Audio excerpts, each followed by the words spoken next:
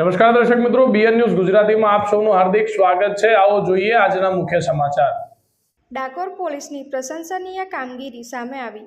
ખેડૂતોની તમાકુ ચોરી કરતી ગેંગને ગણતરીના સમયમાં ઝડપી પાડતી ડાકોર પોલીસ છેલ્લા કેટલાક સમયથી તંબાકુ ચોરી કરતી ગેંગને ખેડૂતોમાં મચાવ્યો હતો તરખાટ। ડાકોર પોલીસ દ્વારા 4 આરોપીઓને 12,45,000થી વધુના મુદ્દામાલ સાથે કરવામાં આવી ધરપકડ।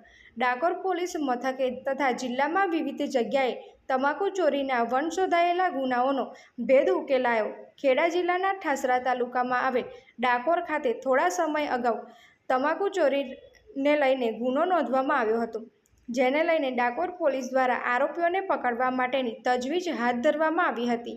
જે અનુસંધાને ડાકોર પોલીસ દ્વારા આસપાસના સીસીટીવી કેમેરાની પણ તપાસ કરવામાં આવી હતી। અજાણ્યા વાહનના નંબર પ્લેટ આધારે તપાસ હાથ ધરવામાં આવી હતી, જેને લઈને ડાકોર પોલીસમાં ફરજ બજાવતા એએસઆઈ અર્જુનસિંહ તથા હેડ કોન્સ્ટેબલ હાર્દિકભાઈને ચોક્કસ બાતમી મળી હતી કે જેની તપાસ કરતા તમાકુ ચોરી કરતી ગેંગને ઝડપી પાડવામાં આવી હતી। ઝડપાયેલા આરોપીઓની પૂછપરછ કરતા તેઓ દ્વારા સમગ્ર ચરોતર પંથકમાં વિવિધ જગ્યાએ તમાકુ ચોરી કર્યાની કબૂલાત કરવામાં આવી હતી। જો આરોપીઓને મોરસ ઓપરેન્ડન્સની વાત કરવામાં આવે તો આરોપીઓ દ્વારા દિવસ દરમિયાન તમાકુ સંગ્રહ કરતા ગોડાઉનની રેકી કરવામાં આવતી હતી અને નક્કી કરેલ ગોડાઉનમાં રાત્રિના સમયે ગોડાઉનના દરવાજાના નચુકા તોડીને તમાકુ ભરેલી બોરીઓને રોડની એક સાઈડ કરવામાં આવતી હતી અને ત્યારબાદ અન્ય મોટા વાહનમાં આ તમાકુની બોરીઓને ભરીને સગેવગે કરવામાં આવતી હતી।